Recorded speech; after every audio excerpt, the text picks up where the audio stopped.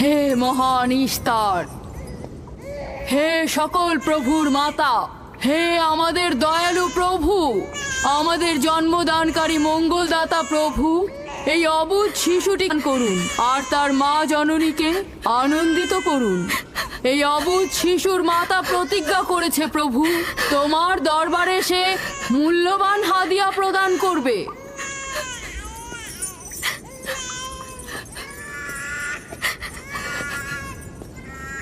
আমি মহান ইস্তারের কাছে প্রার্থনা করেছি যেন তিনি তোমার সন্তানকে জীবিত রাখেন। তুমি এখন তোমার সন্তানকে নিয়ে যেতে পারো। তুমি তোমার সন্তানকে ঠিক সেভাবে মানুষ করবে যেন সে বড় হয়ে নিজেকে ইস্তারের সেবায় বিলিয়ে দিতে পারে। মহান ইস্তারের কাছে আমি অনেক কৃতজ্ঞ। মহান ইস্তারের ওপর রহমত বর্ষিত হোক। আপনার ওই ইস্তারের মেহেরবানিতে আমার মৃত সন্তান জীবিত অবস্থায় ফিরে এসেছে।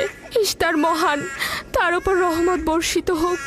ইস্তার মহান, তার ওপর রহমত বর্ষিত হোক। মহান ইস্তার, তার ওপর রহমত বর্ষিত হোক। ইস্তার মহান, ইস্তার মহান, তার ওপর রহমত বর্ষিত হোক।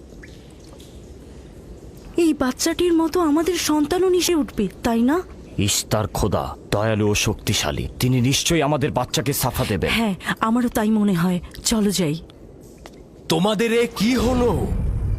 তোমরা তো নিজেরাই ফেরেশতার সেজদা পেয়েছো, আর এখন কিনা নিজেরাই নিজেদের সেজদা করছো। এই পৃথিবীর সৃষ্টির সকল ইনসানকে তাসলিম করে, আর তোমরা কিনা প্রাণহীন নির্জীব পাথরকে তাসলিম করছো। এই শোনো, খবরদার বলছি, তুমি এসব বেহুদা কথাবার্তা বলে